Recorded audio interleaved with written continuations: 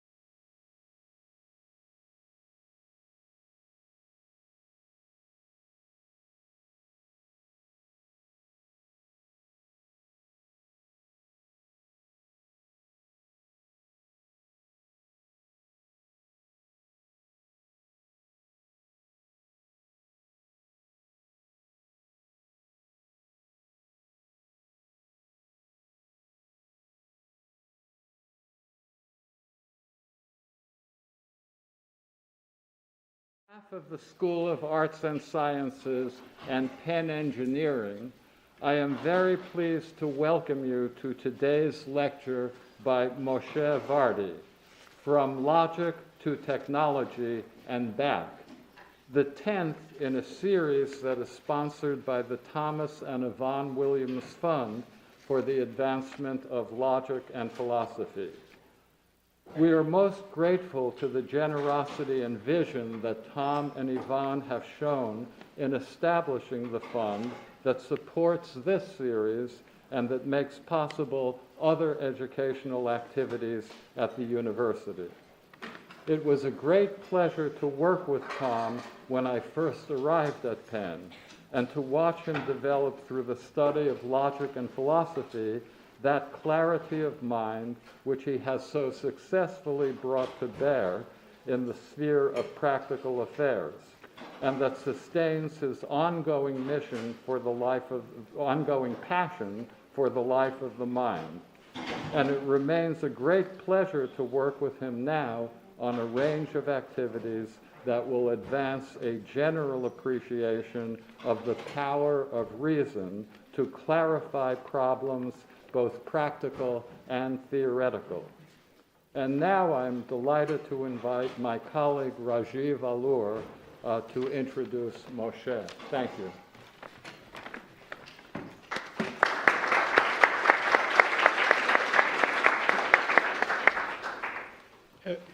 It's my great pleasure and honor to introduce today's distinguished speaker, Professor Moshe Vardi. He is Karen Ostrom George Distinguished Professor of Computational Engineering at Rice University. So Moshe's research is focused on logical foundations of computer science, and over the last many decades, his work has made fundamental contributions to many fields such as database theory, computational complexity, and computer-aided verification. More recently, Moshe has also been leading community efforts in connecting computer science with society at large and looking at issues in ethics in computer science. And he's leading an initiative in technology, culture, and society at Rice University. Moshe has a long list of awards. Let me just mention a couple. He's the winner of 2020 Alan Newell Award for Logical Foundations of Computer Science and 2020 Knuth Prize for seminal contributions to foundations of computer science. He's member of National Academy of Sciences, National Academy of Engineering, and his list of awards goes on and on. He has also made a great impact in computer science by reinvigorating the communications of the ACM, where he served as the editor-in-chief for many years. I have known Moshe actually for many, many years. So actually going back to 1990, when I was a PhD student, my first internship was at IBM Almaden Research, where Moshe was mentor, and it has been, he has been my mentor since then. So let's welcome Moshe.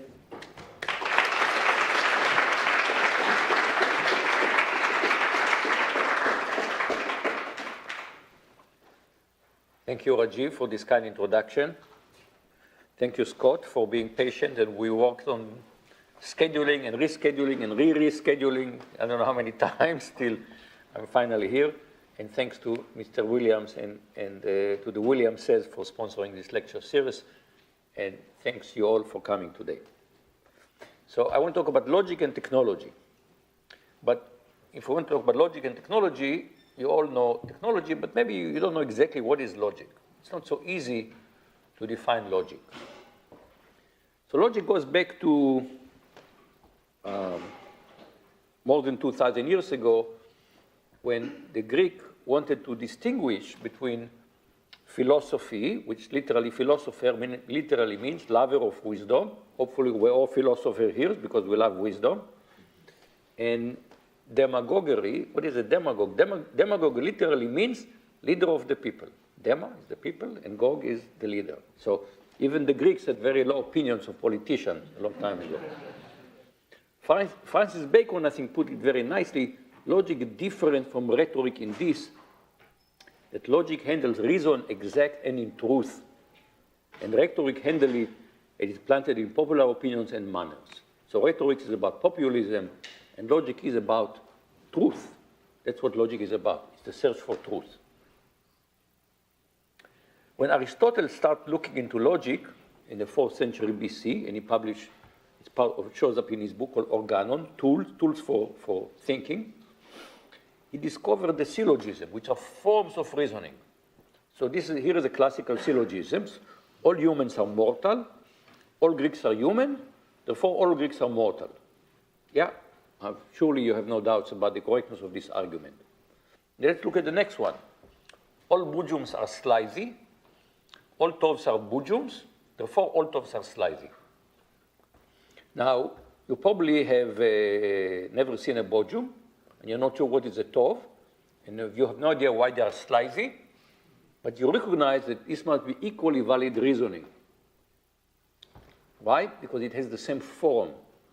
And this is an astounding discovery. The truth can come out of form, because we all think the truth is about the inside, the inherent stuff. Ignore the form. No, truth can come out of form.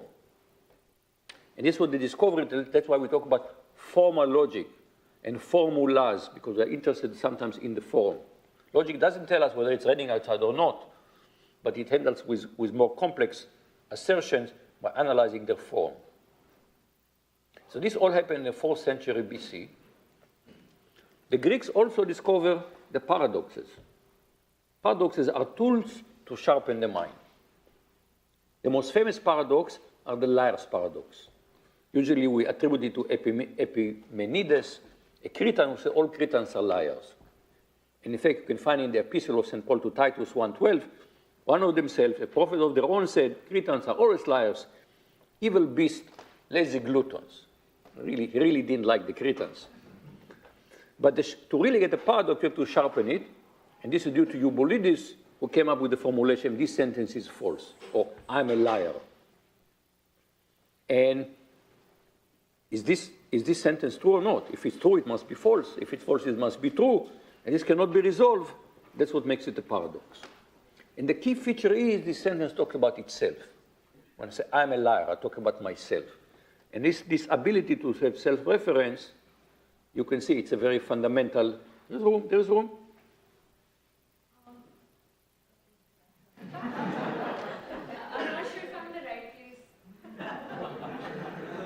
It's a free country. So we'll see self-reference comes again and again.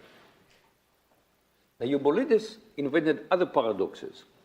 And the one that is less well known than the last paradox, but I think maybe even more important, is the sand heap paradox.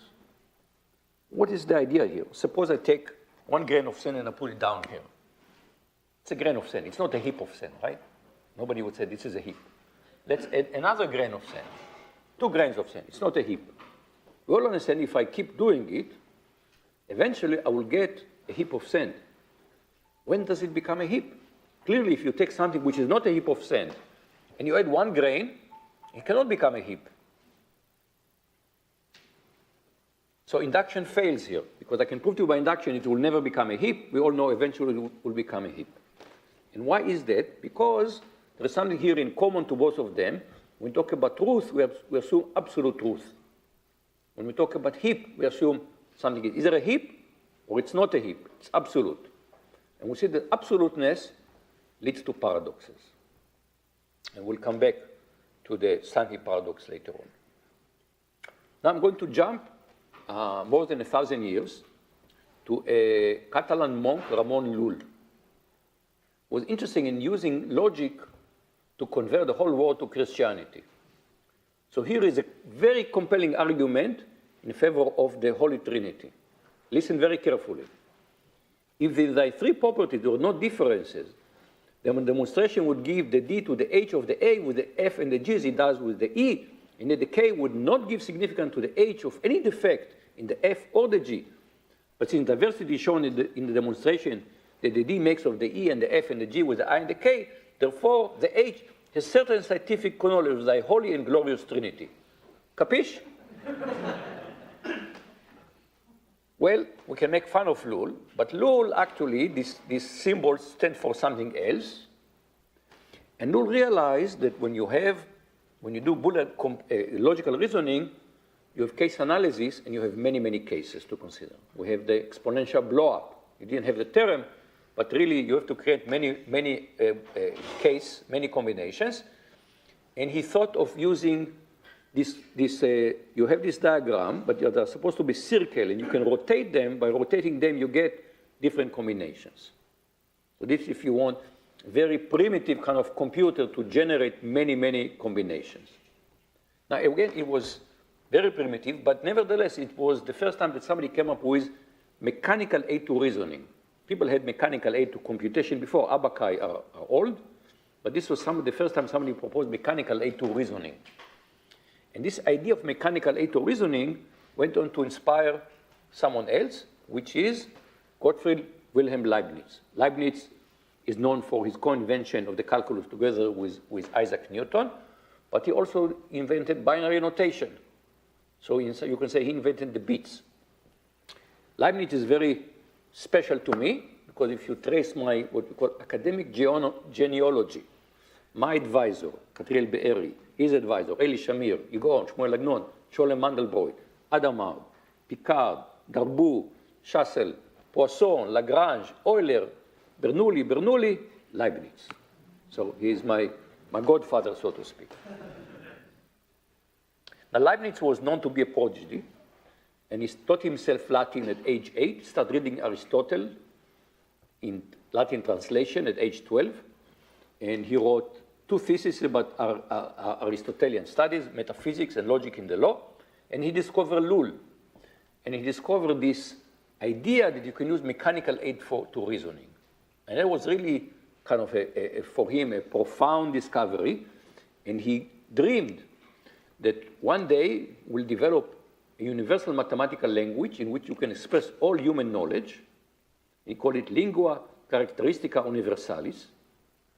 And there will be calculational rules, calculus ratiocinator, reasoning calculus, carried out by machine to derive of logical relationships. So he thought reasoning can be mechanized. Now, of course, during Leibniz's time, remember, Leibniz is living in the early 18th century. This is very far from having mechanizing reasoning, but Leibniz thinks one day we'll be able to mechanize reasoning. Now we have to wait about 100 years, and we come with George Boole, who described of a man of acutest intellects and manifold learning. I love this title. If you have any influence, make sure it's written on my grave. George Boole writes, in 1854, a book. And the book is about mathematical logic. He takes logic, which was until then was part of philosophy, and he mathematizes it. He makes it into mathematical discipline. Why? Because he goes all the way to the syllogism and says, really what's happening there, when we talk about Greeks and mortals and human, these are classes of objects. And then when we talk about properties, they're all classes of objects. White stands for white things. Sheep stands for sheep things. And when we say white sheep, we take the intersection of the white things with the sheep thing. An intersection is very similar to product. And the junction is very similar to addition. So if you take this operation, conjunction, disjunction, negation, these are all logical operations we use commonly in natural language, you get what we call today Boolean algebra. So now we took logic, which was really philosophy all the way down to the 19th century, and now Boole says we can treat it mathematically, algebraically. The 19th century is the century of algebraic things, coming up with, oh, let's look at all associative operations. Well, these are groups. Groups are when you have groups, associative operation, or semi-groups, you have just associative operation. If you have associative operation with inverse, that's a group, and so on and so forth. Now, again, this is part of philosophy, now it's part of mathematics. But in the 20th century, we run into a young researcher, Claude Elwood Shannon. Unlike many other people, he lived long life. Most of the people in this story die young, miserable, or both. But Shannon is one of the people you see, he lived well into his 80s. And in 1937, so Shannon is 21, so you may have heard of Shannon in the connection of information theory. He wrote that when he was quite old, about 30. Okay? At age 21, he wrote a master thesis, a symbolic analysis of relay and switching circuits. And Shannon realized, look at the circuit, a switch can be on or off. This is like true and false, 0 and 1, okay? And you can connect circuits in series. And then you need both, the current, they both have to be open to connect, and that's an AND operation. Or you connect them in parallel, and that's the OR operation. So Shannon realized that Boolean logic described electrical circuits. That was an astounding discovery. There's some debate whether he was the first one to discover it, but definitely he was the most well-known. Howard Gardner, a psychologist at Harvard, wrote about this, but possibly the most important, also the most famous master thesis of the century. So already you see how we go from logic to technology. Now, when we say mathematical logic, there is some ambiguity. What Boole has done is brought mathematics into logic. But you can also think what will happen if we bring logic into mathematics. We use the phrase mathematical logic in both connections. Maybe one should be called logical mathematics, but we use the phrase mathematical logic for both. And to start the next one, which is bringing logic into mathematics, I'll start with Eugene Wigner, who wrote a very famous paper in 1960 on the unreasonable effectiveness of mathematics in the natural sciences. And he pointed out that people always wonder why mathematics is so successful. Kepler wrote, the laws of nature are but the mathematical thoughts of God. Galileo, the universe cannot be read until we have learned the language and become familiar with the characters in which it is written.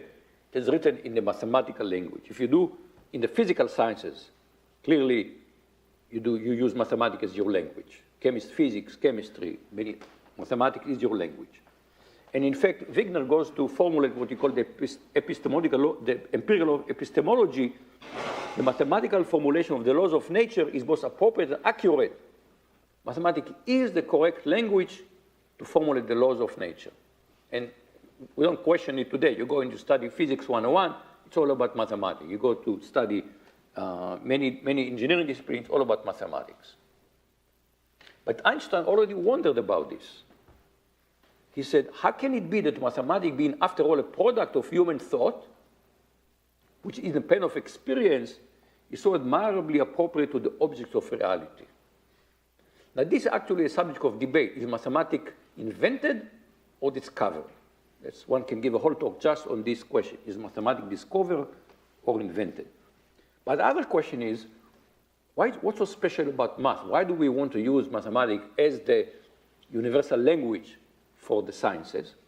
And again, Einstein, one reason why mathematics enjoys special esteem above all other sciences is that its propositions are absolutely certain, indisputable. Okay? There should be no failure of replicability in mathematics. You publish a proof, maybe people find an error in the proof, but if it's a proof, it's a proof. It's a high road. Proofs are the high road to truth. Proofs are very, very special objects. No other discipline, in this sense, like theoretical computer science can be viewed as a branch of mathematics, no other discipline has this high road to truth. On paper and pencil, you establish truth. But then people start asking, wait a minute, do we know exactly what is a proof? And your concept of a proof probably goes back, first of all, to geometry. Because when you were in high school, you learned plane geometry, which was very deductive. So that you learn about proofs. And then they gave you all kind of recipes for calculus. There were recipes. And it was just shut up and compute. Okay? Just do it. Don't ask us. It was not clear. They say, what is derivative? Well, take a very, very tiny interval. Okay? What is it? Now, in the 19th century, there was a reversal to both disciplines. First of all, people discovered non-Euclidean geometry, which meant that the axiom of geometry was somewhat arbitrary. In fact, there are really no planes. Where do you find planes? Not on this planet. Everything is, we have a globe. Well, unless you belong here. Any member of the Flat Earth Society? But so the axioms are somewhat arbitrary. And finally, in the 19th century, a sequence of mathematicians figured out how to make calculus rigorous in terms of limits. And limits is all about the infinite. So now, what happened? We're trying to say, no. Calculus is also rigorous, but we have snuck in the concept of infinity into the very foundation of calculus. You can't do calculus unless you believe in infinity, so to speak. And this is problematic because infinity has been a very philosophically suspect topic for a long time. Aristotle said, infinitum actu non datur. There's no actual infinity. Yes, you can keep counting, but you just get larger and larger numbers. But where do you see infinitely many numbers? In St. Augustine, in the 4th century, said, what do you mean? God is looking from his or her vantage point and can see all the numbers. So God said there are infinitely many numbers. So this almost became a theological debate about the infinity. And then, to make things worse, in 1874, Georg Cantor publishes a proof. There are infinitely many distinct infinities. And this now, it's a mind blower. Not only there is infinity, infinitely many distinct infinitives. And mathematicians objected now. It wasn't just theological debate. The question was, is this real mathematics? Gauss, I protest above all the use of infinite quantity as a completed one, which in mathematics is never allowed. Verboten, not allowed. Kronecker, when he saw the Bolzano-Weierstrass theorem, obvious sophism, he called it. This is not mathematics. Hilbert loved it. No one shall be able to expel us from the paradise that Cantor created for us. To this very day, some people refer to set theory as the Cantorian paradise, kind of building on this quote by Hilbert. And so now people have discovered that mathematics has proofs. But proofs were not treated mathematically. Proof floated somehow above mathematics. Mathematician has not subject the concept of proof to a mathematical investigation.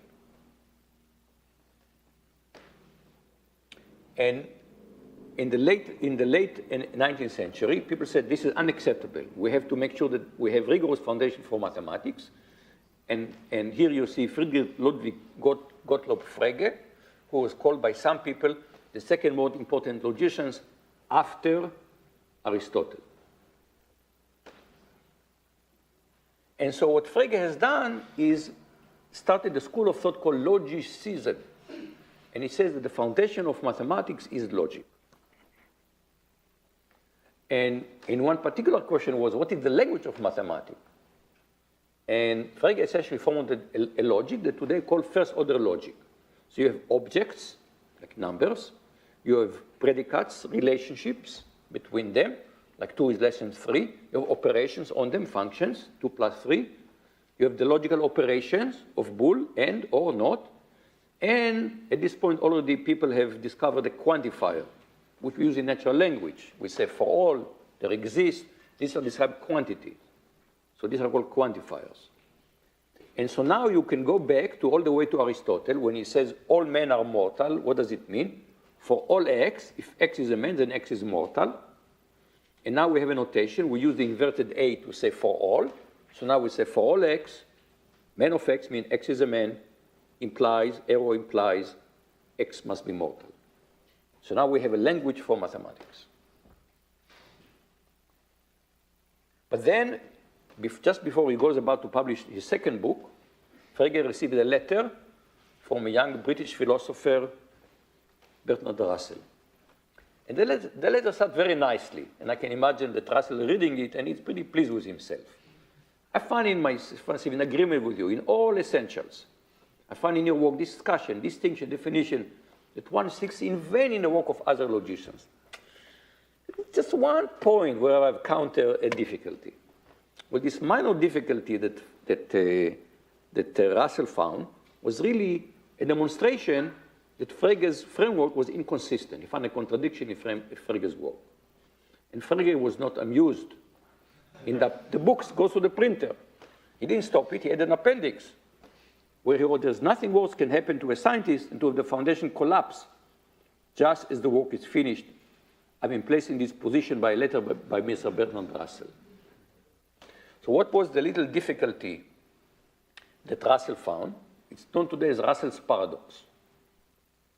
And what Russell realized that the central concept in Frege's treatment is the concept of set, which is a collection of objects. In some sense, one of the most simple mathematical concept, just a bag of things, a collection of things.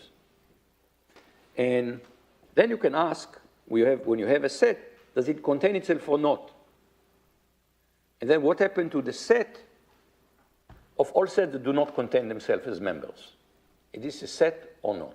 Now, this sounds like a mouthful, but really it shows that Frege's system was inconsistent. We have a paradox here, and why is that happening? Self-reference. Remember self-reference, the Lars paradox? It's really one formalization of the Lars paradox.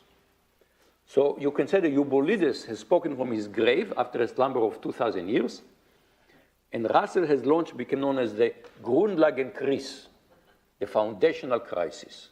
Suddenly we have mathematics, and the very basic concept in mathematics is that a set itself is, we find paradoxes right there.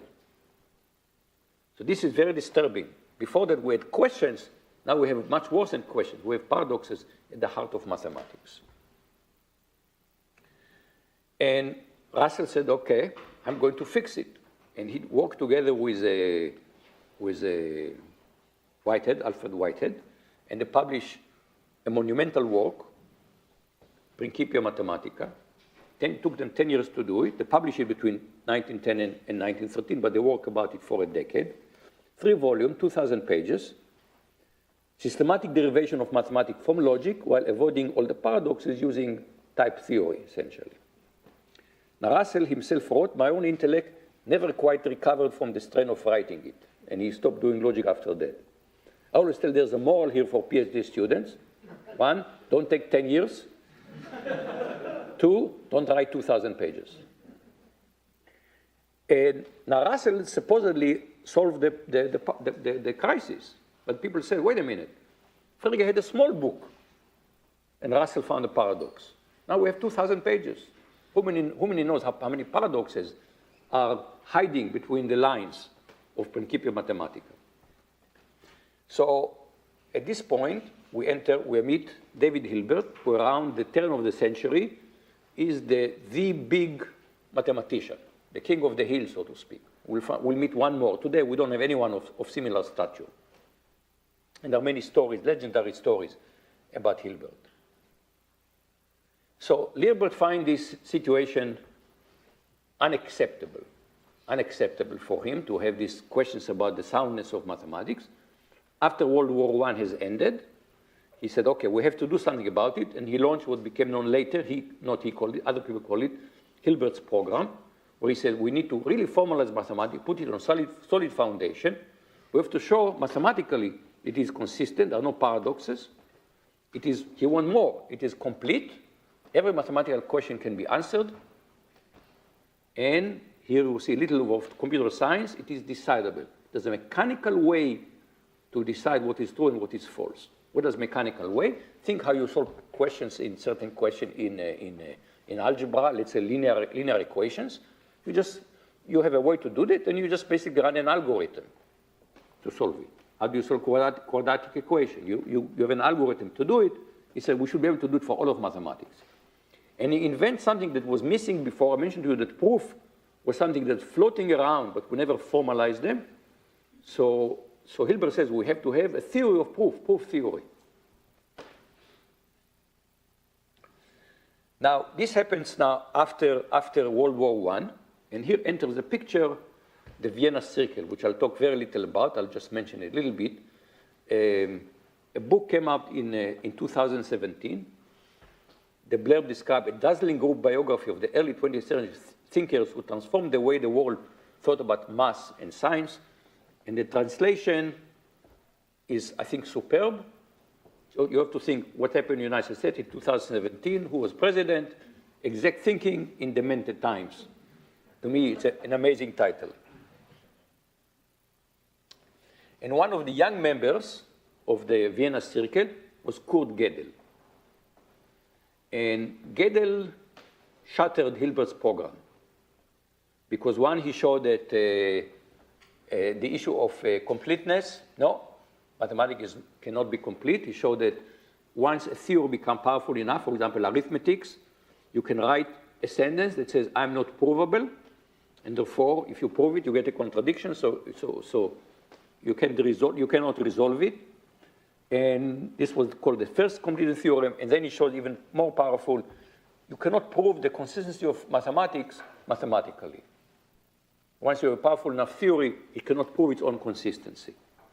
And the third leg, which was decidability, was shattered a few years later by Church and Turing independently, showing that the question which sentence in first-order logic is valid, is true, cannot be decided by mechanically. Of course, for this, you have to develop a theory of commutability. This is where commutability theory was partly born, but the result was negative. So all the three legs, remember the three legs of Hilbert's program, everything was destroyed. Cannot happen. It was a very ambitious dream, unrealizable completely. I mean, it ended up also, Nazism is rising to power around this time, so it was kind of and the Vienna Circle disintegrated partly again because of the rise of Nazism. Now here is, I promised someone a shattering thing about Gödel. This is his scorecard. This is his report card, and he gets very good, which is very good in all topics except for mathematics. Mathematics was only good, not very good. I just get a real kick from this report card. So let's dig a little bit about the incompleteness theorem. So there was a conference in Königsberg. Königsberg today was part of Prussia. Today it's Kaliningrad. It's a small enclave of Russia between Poland and Lithuania.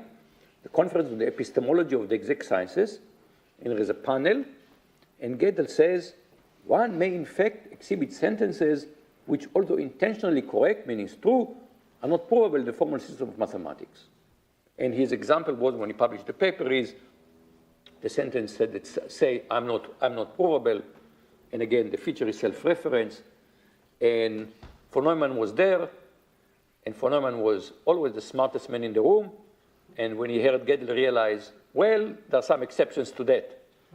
And he decided to quit logic. He said, that's it, I'm done with logic. He didn't quite keep the promise, but then at this point he leaves logic. So what happened in the 1930s, that computer science is born really before there are computers. Because the answer to the question, what is a proof? A proof is evidence that is so precise and so rigorous that it can be checked mechanically. Coming up with a proof requires creativity, sometimes amazing creativity. But checking the proof should require no creativity. And of course, for this, you have to say what is machine checkable. You have to define computability. So computer science was born out of the ruins of Hilbert's program. the notion of an algorithm, the distinction between hardware and software. You have a Turing machine, you have the instructions that you can write on the tape, the concept of universal machine. All was developed out of foundational questions in mathematics by mathematicians who are not thinking at all about building computers. So they were purely theoretical. But very soon people will build computers, because these are the 30s that are the decade the Nazis are coming to power, and pretty soon there's going to be World War, and there are various motivations to need to do computing, to break codes, to compute ballistic tables. And the ENIAC was a machine, was built here at the Moore School, here at Penn, and it was started it was supposed to compute ballistic tables for naval guns. And here you see Betty Jennings and Francis Bilas. I'm afraid I don't know who is who. They're programming the ENIAC. The ENIAC was not a stored program computer. To program it, you had to, you see here, set switches and connect cables. And it required a degree, it required such precision and patience to do it, and one switch wrong, the whole thing would not work. At the time, only women were precise enough and patient enough to do it. So all the programmers in the early days were women. Only later, programming became easy, and then men took over. And now we come back to von Neumann. So I told you that Hilbert was the king of mathematics, and there was one king after him, which was John von Neumann. And we saw him here, quitting logic in 1930. Now we're about 15 years later. He's now in the United States, and he has done everything. It's just hard to imagine find someone who has done work in mathematics across all different areas of mathematics, in physics, in economics, game theory. He's one of the people who invented game theory, and in computing and statistics. Just an amazing thing. And also, he wasn't just a pure mathematician. He was involved in the Manhattan Project, in doing the computational part of Manhattan Project. It was his responsibility. Now, the ENIAC was turned on in February 15, 1946. It was amazing engineering accomplishment. It was a monster, and it was an amazing machine. But it was built by Eckhart and Moxley. They were engineers. They engineered the machine. And von Neumann happened to join the project almost by accident in August 44. He was standing in a train station.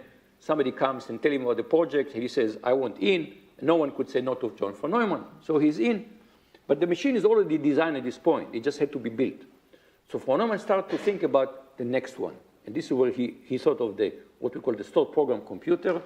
And in June 45, he published the first draft of a report on the EDVAC and a year-long design of electronic computing instrument.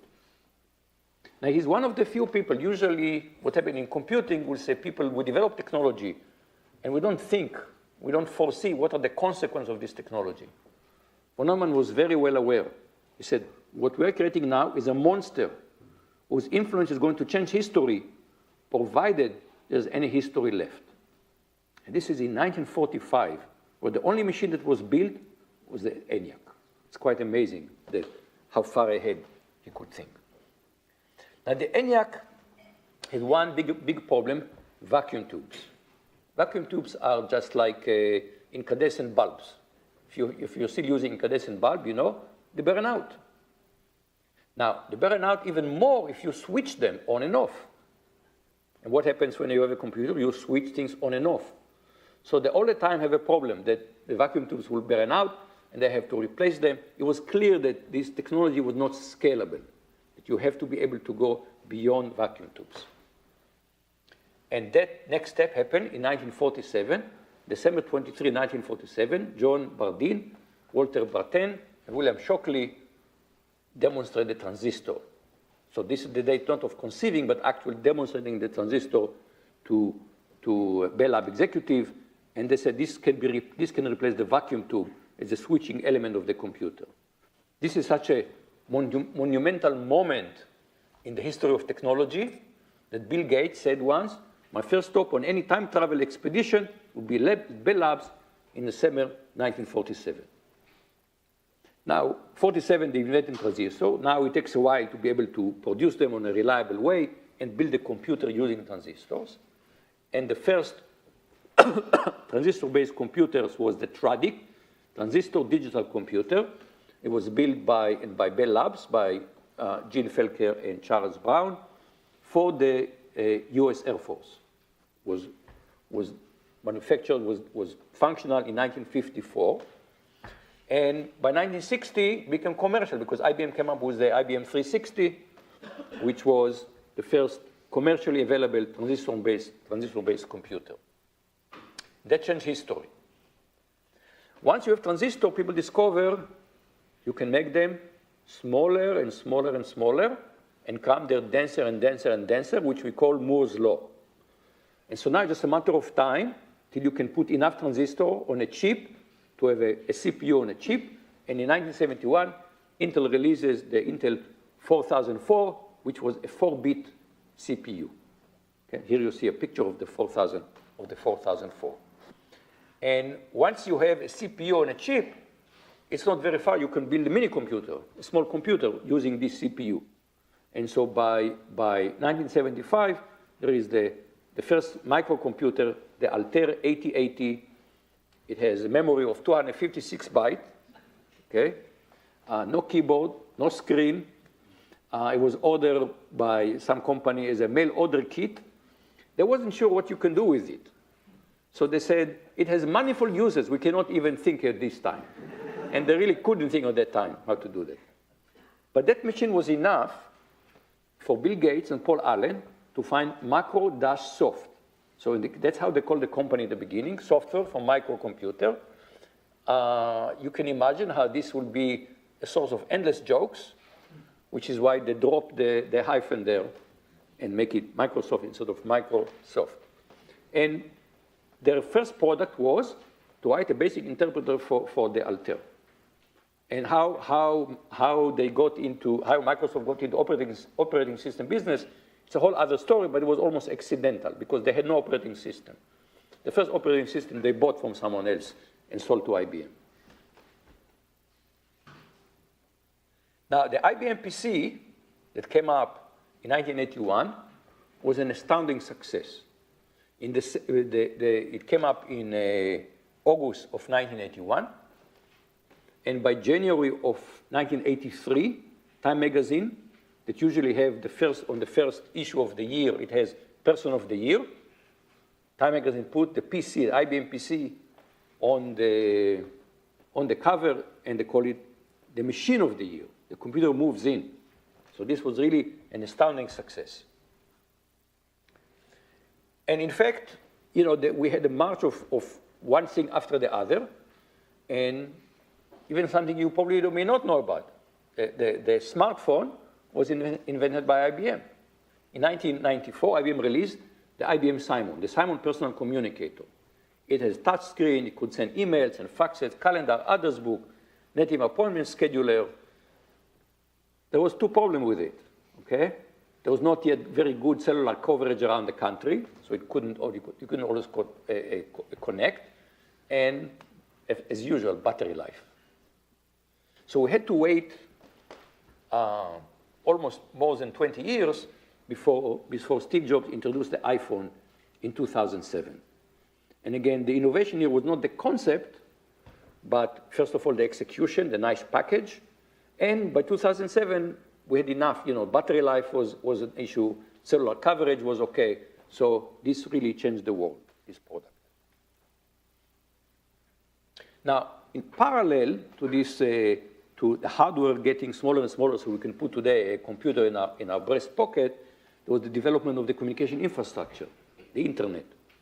So internet started as a DARPA project. In fact, it was used to be called ARPANET, way back. It was called the ARPANET. And it was only to enable different institutions that had DARPA contracts to communicate with each other. And then it went on. First of all, adopted TCP/IP. It was only in the 80s, adopted TCP/IP as infrastructure. In 89, Tim Berners-Lee had the vision of the World Wide Web and the protocol to support it. Then the internet becomes commercial.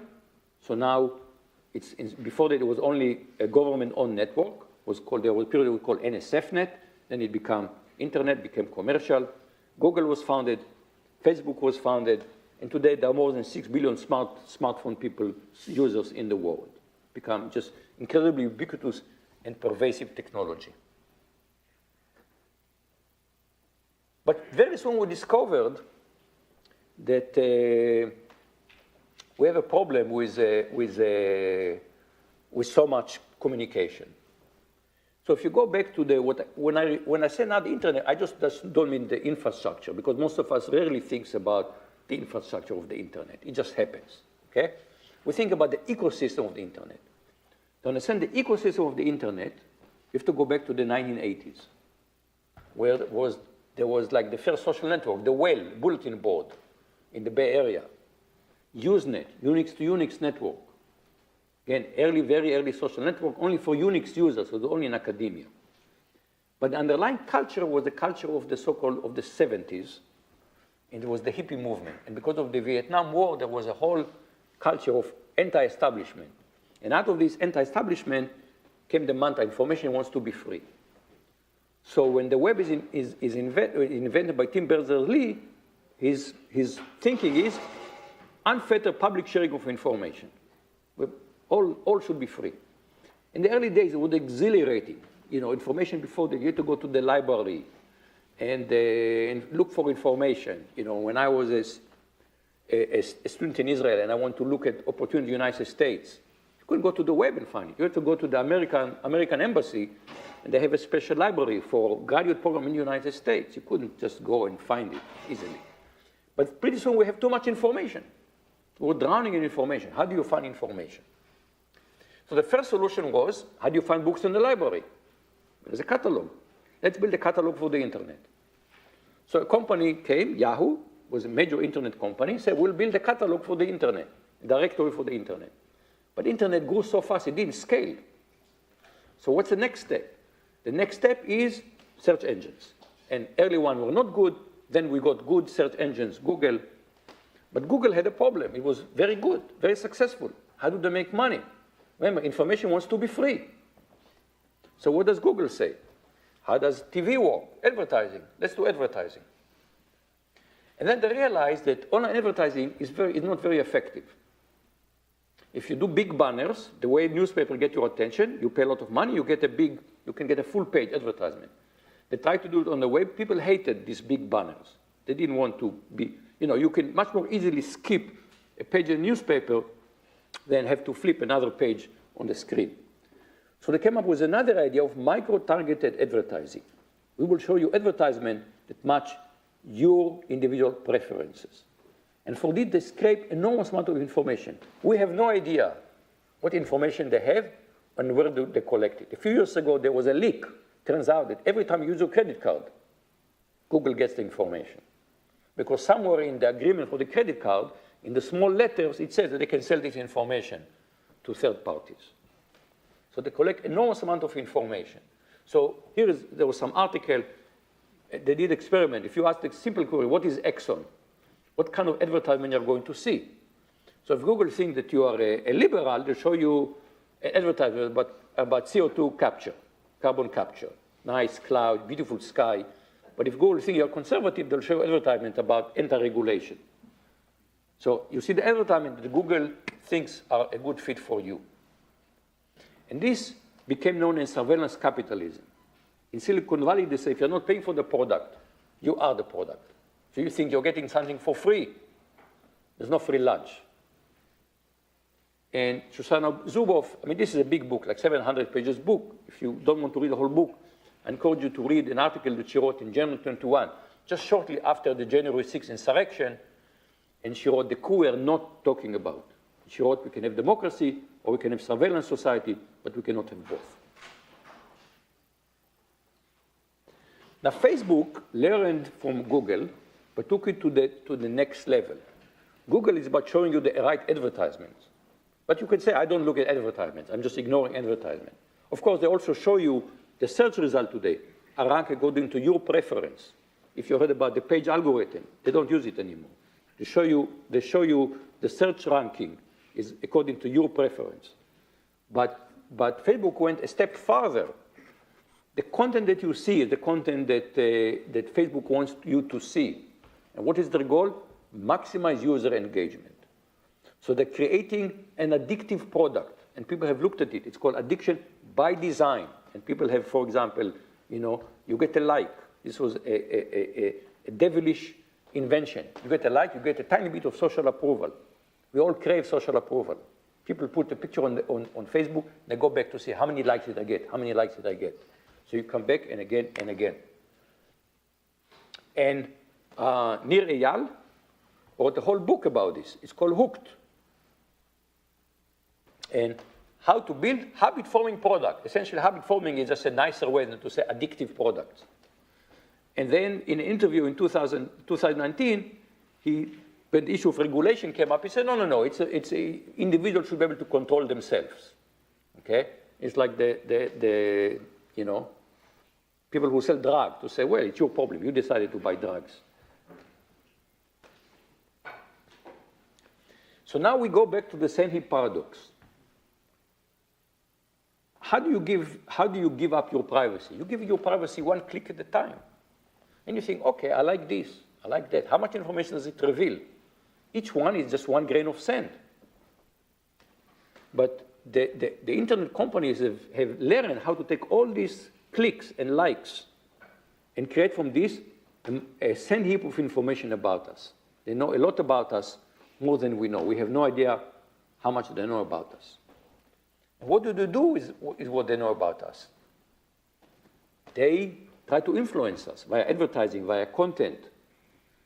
The poet John Donne wrote, "No man is an island entirely of itself. Every man is a piece of continent, a part of the main. Our decisions are always influenced by the social context." For example, there was something called subliminal advertising, where advertisement that the volume is so low that you may not hear it consciously. And people hate it, because it means they feel manipulated. Well, that's what's happening now when you use the internet. You're being manipulated. And even Spinoza said, men are mistaken in thinking themselves free. Their opinion is made up of consciousness of their own action, and ignorance of the causes by which they are determined. We're influenced, and we refuse to recognize that we're influenced. And it was revealed by the Cambridge Analytica scandal, where Cambridge Analytica was a company that figured out how to harvest lots and lots of information from Facebook. And using them, they had 10,000 different advertisements, which they tailored to users. And there are good reasons to think they have influenced the election in this decisive way, because the 2016 election was decided by about 107,000 people in just Michigan, Wisconsin, and Pennsylvania. And it was a tiny change in number of votes, but it will never know decisively. But if this advertising campaign was able to change 107,000 votes, then that may have decided the election. And this is the picture here of, you see, remember what do they call, the shaman from the January 6th insurrection, and this is, they put Zuckerberg face there. Washington Post, a review of millions of posts showed that Facebook played a critical role in spreading false narrative that fomented violence that day.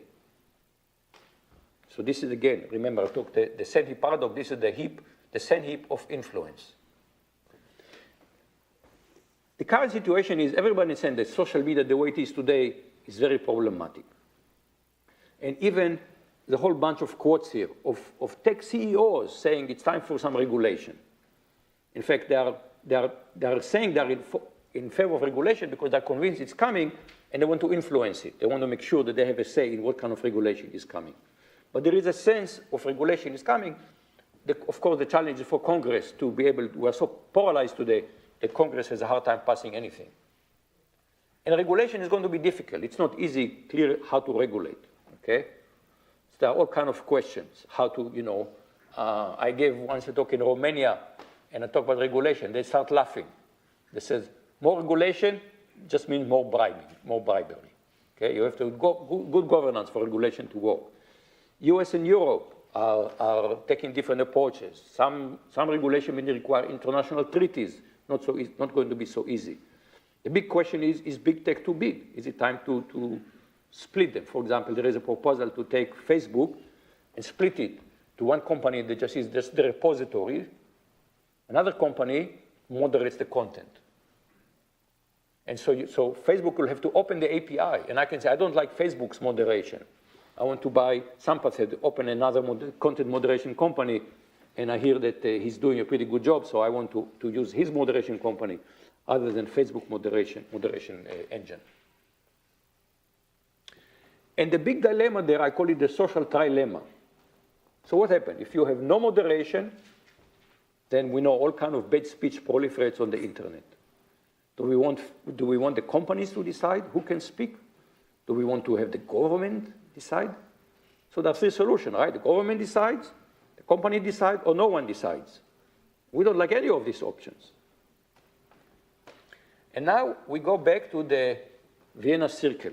Another member of the Vienna Circle, just a couple of years older than Gödel, was Karl Raimund Popper, who was the defender of liberal democracy. And he published a book in 1945, The Open Society and Its Enemies. And what he learned from Gödel, from Gödel's incomplete result, wasn't so much about self-reference, but absolutism. Absolute truth leads to contradiction. And he realized this is also true for other kind of absolute things.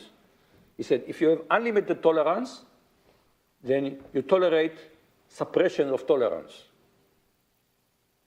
Okay? So how much do you tolerate? If you have people today that are going to, we all are for free speech. How would you feel to have a speaker on campus that would now openly advocate re-enslaving black people? We all said, no, this is outrageous, beyond the realm. We not tolerate this kind of speech, okay? We won't take it further, let's kill the Jews, okay? We all said, no, unacceptable. So unlimited tolerance is a problem. If you have total freedom, that's become the law of the jungle. The strong will oppress the weak. That's total freedom. To protect the weak, we have to suppress to some extent the strong. We have too much democracy. We can allow the majority decides for tyrants to rule. I think Popper is now laughing in his grave at us.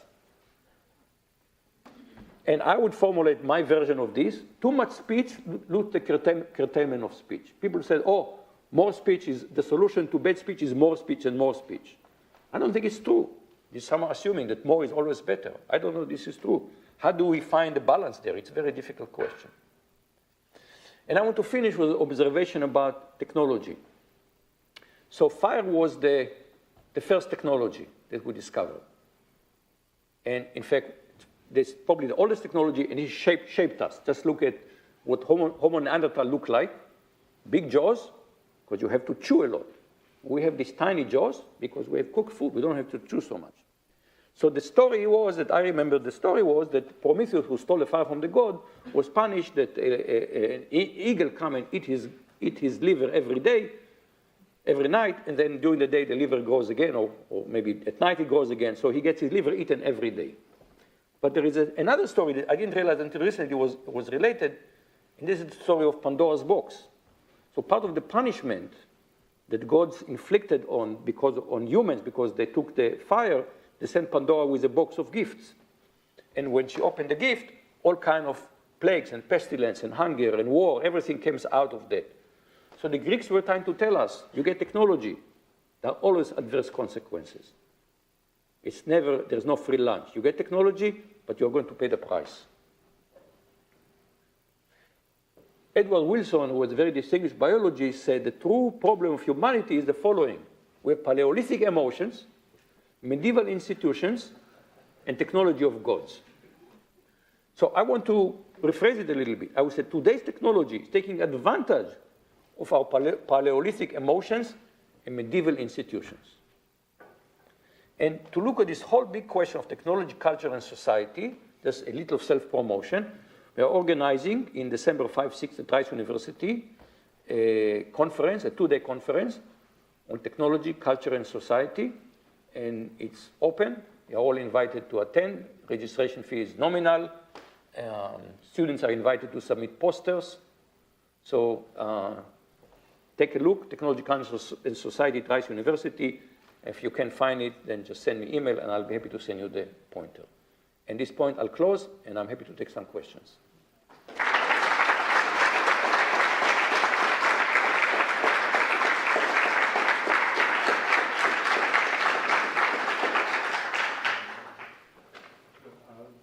Professor Vardi will take questions now.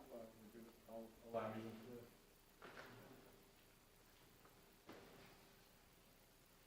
Everybody in full agreement?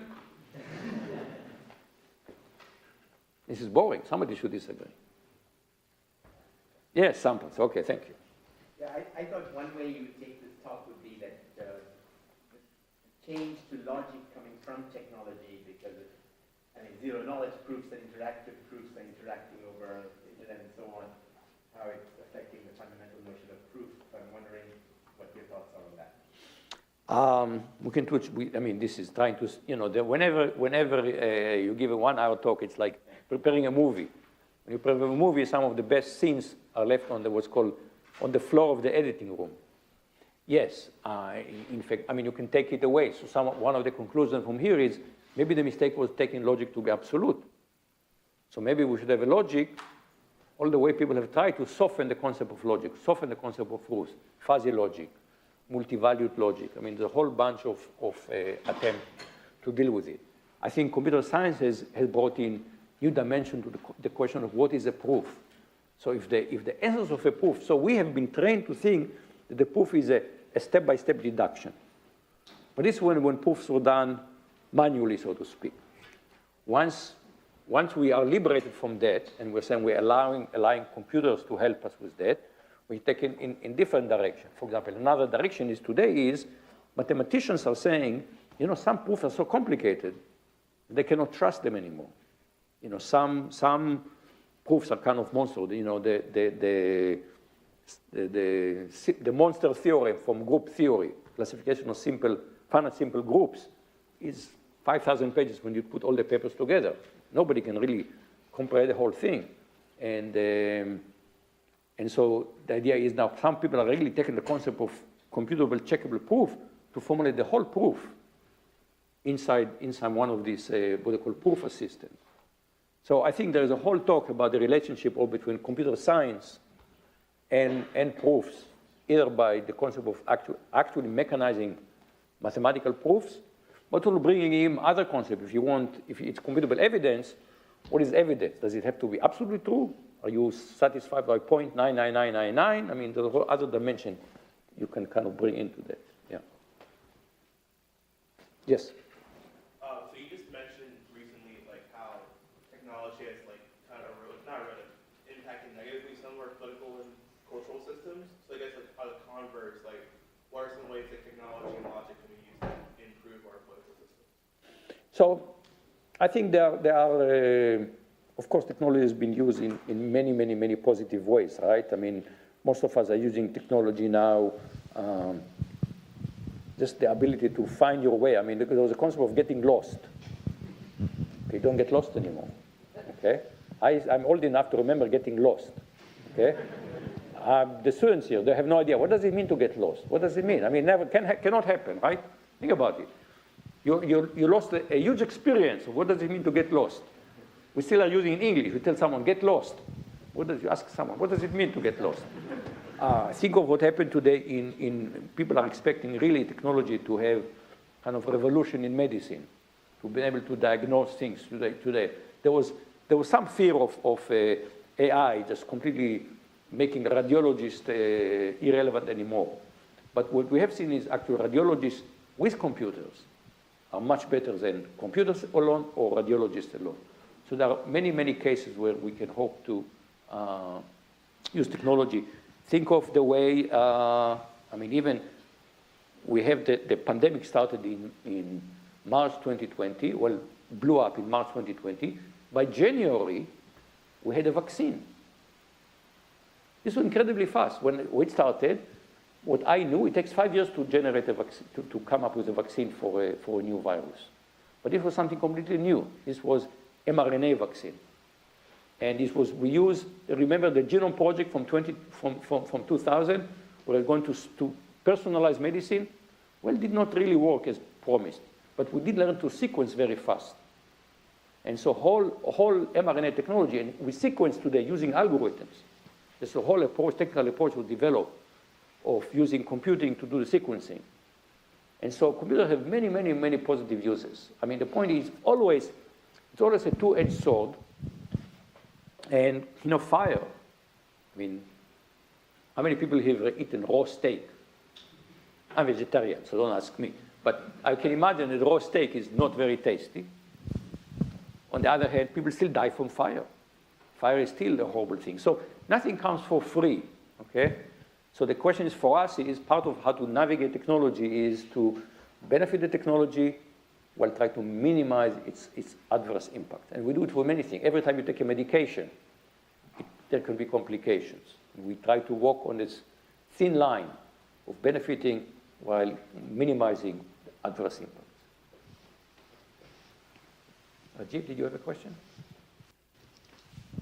Well, it was, along the same lines, but what can we do to actually make sure that new things don't have adverse effects?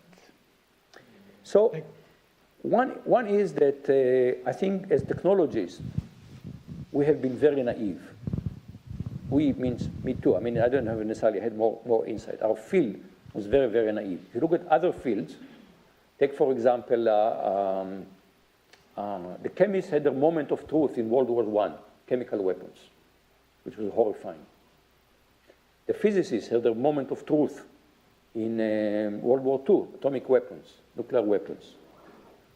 The biologists started thinking about it in '75. They had the Asilomar conference, in which before there was genetic engineering, they started saying, let's look at what could happen, and they wrote some statement of principle about this. We thought, we're just hackers, we're just playing with computers here. We never realized what happened when you take technology and you scale it up to human dimensions, to society. You have suddenly billions of users. We never thought about that impact. Well, now we know. So now we need to think about every time now Mark Zuckerberg is proposing the metaverse. I'm scared, okay? Because I know what motivates Mark Zuckerberg.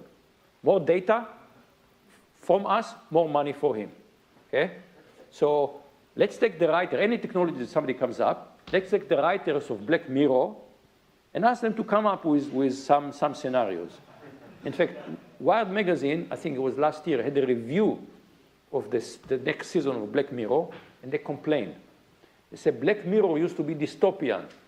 Now it's become a reality show.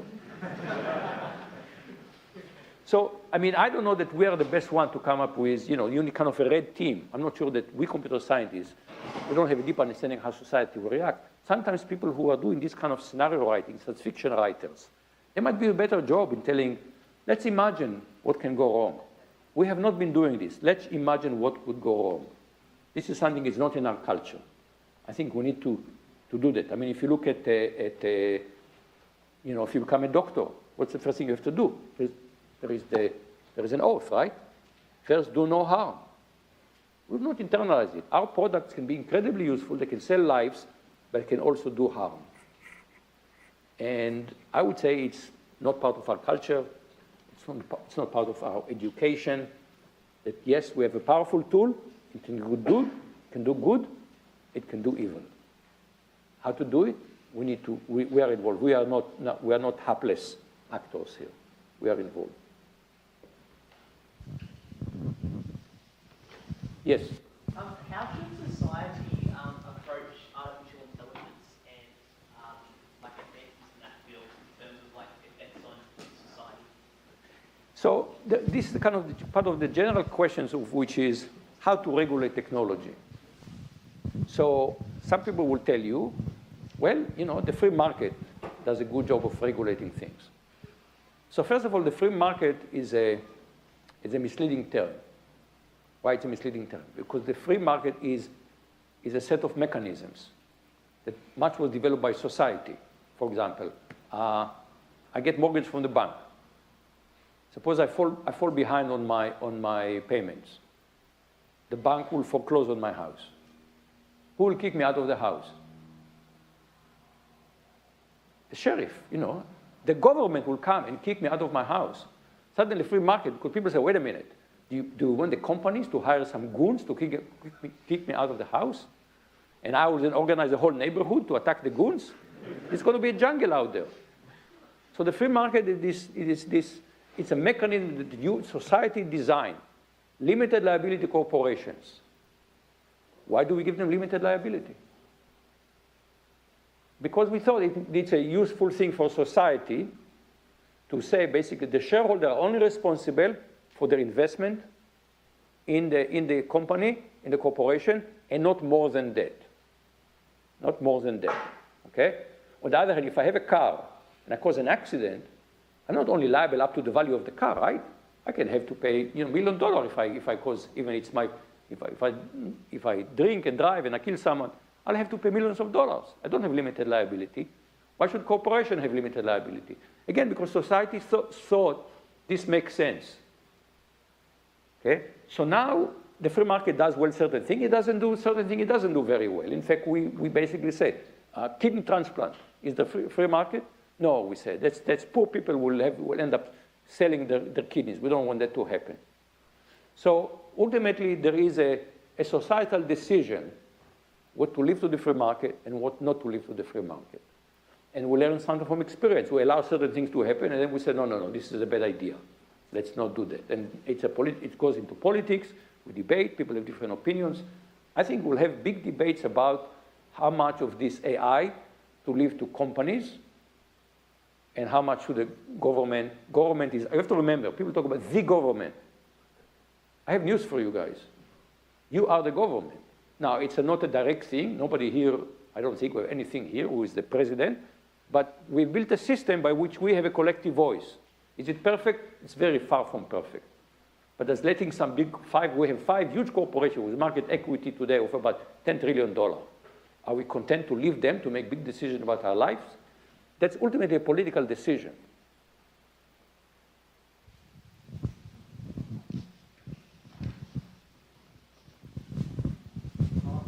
Speak up, you're at the back. You talked about the danger of having basically like laws of the jungle and the fact that when it comes to like misinformation without regulation, you can have like dangerous consequences like what we saw with the election.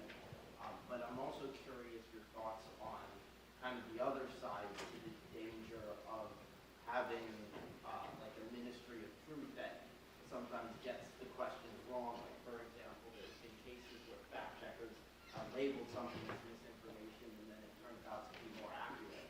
But how do you kind of balance, yes, there's like a need for certain regulation with the fact that like nobody kind of has all the answers or like the objective truth? So that's why I mentioned it as a social trilemma, because there are 3 options, and I don't like either of them. So one was Minister of Truth decide what is true. I don't like it. One is Facebook decide what is true. I don't like it. Anything goes. I don't like it either. So the only solution that I see now for this is to give me more choice. And what I mean by that is right now, Facebook has a monopoly. There's only one Facebook. There's no serious competition. Google tried to compete with them. They didn't succeed. Google Plus, they had to bury it. Okay, it was not successful. So they are a monopoly. But they also mean they have a monopoly in terms of content moderation. What we can do is force them to open their API. Okay? If they open their API, they serve the content, open API, but I can now subscribe to another content moderator. Okay? And maybe the other content moderator will do better, I can tailor it. Maybe I want to see more nudity. Okay, right now, I mean, Facebook decides what nudity is allowed. So there was a period in which I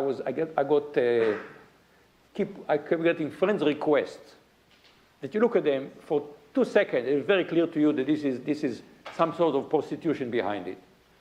And I got pissed off. So I put some of these requests, I put it on my Facebook and tell Facebook, I tagged Facebook, I said, stop it. So what happened? Now they blocked me because I'm using inappropriate content on Facebook, which is content, of course, that they sent me in the first place. So the point is, we have no choice right now. You are captive. There is really only, people have tried to do other kind of social media. There is something called MeWe, which has no moderation. It's actually worse. So this is one of the major questions to society. How to moderate speech. And if it happens, if you look where it happens outside of Facebook, what happens if let's suppose you send New York Times a Nazi op-ed. New York Times have editorial discretion. They say, no, we're not going to publish it. We're going to try the Washington Post. They're not going to publish it. You may find at some point some small newspaper somewhere in the country that will publish it. It will be read by about 50 people. But on the platform, you have a huge megaphone, okay? And there's recommendation engines. We know that the recommendation, like YouTube, for example, you watch one thing. They say, oh, you like this. I'll show you another. And we know that this gets to people radicalized. In either way, they can be radicalized left or right or up or down. They can be radicalized in some way. So the point is we have no control. We like the platform, but we have no choice about the content moderation. That's what we need. I think if we open it up, in fact, to me, it's a free market solution. Let's open it up. Let's have competition. Let's see what happens. Will it be a perfect solution? I don't know. But let's give it a try. Yeah.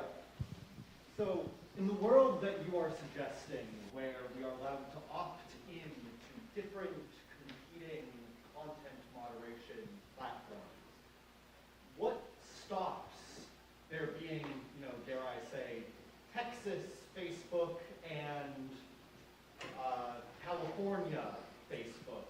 And wouldn't that just accelerate the trends of polarization and spread of misinformation instead of doing anything to actually curtail it and stop the general trends that are leading to this kind of societal conflict?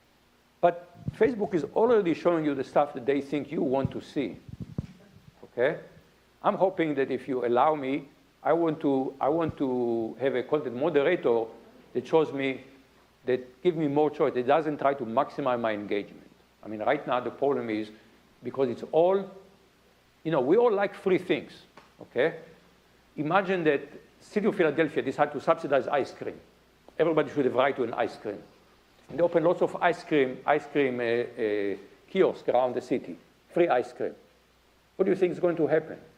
People are going to overconsume ice cream, right? It's free, why not? Facebook gives us the illusion of free things. And then it gives us content to maximize user engagement. No wonder people are overusing it. So in a class at Rice, we did an exercise called device abstinence, in which we're asking students to avoid using all devices for 24 hours. And then they have to write an essay, what was the experience. And just to show you how out of touch I am, I thought we'll get essays saying, oh my goodness, I got 24 hours of peace and quiet. I could go, take walks, smell the flowers, enjoy the blue sky. I was completely off. All the essays were over the forum. I was so miserable. I can't take a walk because I'll get lost. And I can't go with a friend because I have no way of contacting my friends. I have no idea how to reach them otherwise. And in fact, when people wrote about their experience, I looked at it and I said, oh my God. And then I looked at withdrawal symptoms 101. And you saw they were just one-to-one match. Okay? We're all addicted to this technology. And I think, first of all, we need to figure out how to do it in a way. And, I have an idea of this unbundling it, but, we are all creative thinkers. Think of a way that would reduce our dependence. And this, I said there's only one Facebook right now. So we're all incredibly dependent on this technology and what Facebook decides to show us. This is, to me, a scary part. Mark Zuckerberg deciding what you're going to see. And it was known by, we have I think it was about a year ago, there was the Facebook papers that were leaked. And it turned out Facebook knew about all kinds of adverse impacts. And there were internal proposals what to do about it. But every such proposal was going to have some impact on the profitability of Facebook. And so they all were shut down. None of them was accepted.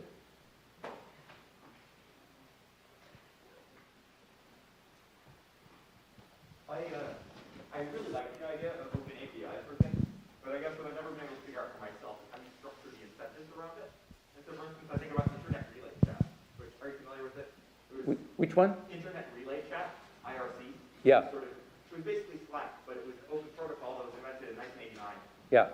And then Slack came along, like, I don't know, like 10 years ago. And IRC hadn't developed because it was just hobbyists on the internet who built things. And now we have Slack, which doesn't really do anything to it all. It's a closed ecosystem, this company making a profit. And I mean, where is the middle ground there that you see? Like, how do you have incentive structures that lead to a thriving ecosystem? It doesn't solve this problem of open standards, IRC or email. So let's try to, I see people have to leave, so let's try to close it here, answer this question. So this is actually where usually the free market is pretty good at discovering, people come up with ideas and they are discovering certain things. The thing that suppresses the free market, what suppresses this entrepreneurship? Either government regulations, we don't have this problem right now, we're not being suppressed by government regulation, monopolies. Monopolies suppress innovations, we know that. Okay? So this is one argument. In fact, when people look at inflation, one argument is there has been huge concentration of market power in the market, not just in technology, but in many other areas as well. So we need to look, why aren't we seeing more innovation there? And our suspicion is it's because of monopoly. And this is where we have laws, antitrust laws, the Sherman Law, Sherman Act, and we need to open the market for innovation, to remove barriers to innovation. Because right now we don't have enough innovation there. So I don't have the ideas. I want all of us to be able to compete. So somebody think, here is how I can make money. Here is another incentive structure. You know, we've gotten used to this free thing, and a free thing is not free. Because where does Google and Facebook get their money? From advertisers. Where do advertisers get the money? They put it on the products. Who pays for these products? We pay for the products. So in some sense, what happened is now the income of Google and Facebook is a hidden tax on all of us. We just don't see it. But every time you buy anything, advertising cost is built in. So you are paying for it. Okay? So the question is, to me, there is monopoly, and that's, first of all, we need to tackle the monopoly, and then hopefully the free market will do what it's good at. It will encourage entrepreneurship and competition and creativity, inventing incentive, inventing new business model. When everything is free, it's very hard to someone to compete. If somebody comes and says, okay, I'll give you a better search engine, but you'll have to pay for it $10 a month. You know, people don't want to pay $10 a month. Okay, last question. Yes, within opposition, historically, obviously, the oil industries broke up, and some oil wells went to one company, and some oil wells went to the new one. Like, I think the ways people have advocated for breaking up some of the Facebook is WhatsApp, Instagram, Facebook, all three different companies. But I think it doesn't even solve the problem that those apps are still monopolies. So is there a new way we have to actually implement antitrust? Is there a new what? Is there a new way we have to implement antitrust, in your opinion, to actually break these companies up in a better way? So there are two, I mean, the barriers for this is that first of all, you have, I mean, this is a self-defeating. You have to have bipartisan agreement to pass anything now. Because the Democrats have majority in the House, who knows for how long, and they have a very, very slim majority in the Senate, so you see almost very little thing happen today. Because it's just hard to pass anything. You need really something of bipartisan agreement. You know, I think that, I mean, trying to bust monopolies should be something of which there should be partisan agreement, because monopolies are really against the free market. The free market depends on competition. The monopolies suppress competitions. But I have to say right now, you know, you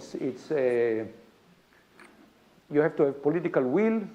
You have to have a functional parliament to do that. We have lots of barriers for us that how to not just come up with a plan, but basically how to do this. So I would say that short term, I'm not an optimist, but longer term, I'm hoping that people will see that we have right now a very lopsided market, and we need to really, the free market is not functional when you have such lopsided market. So people who think that I'm a socialist, no, I want more free market. I want more competition, more entrepreneurship, more innovation. Thank you all very much.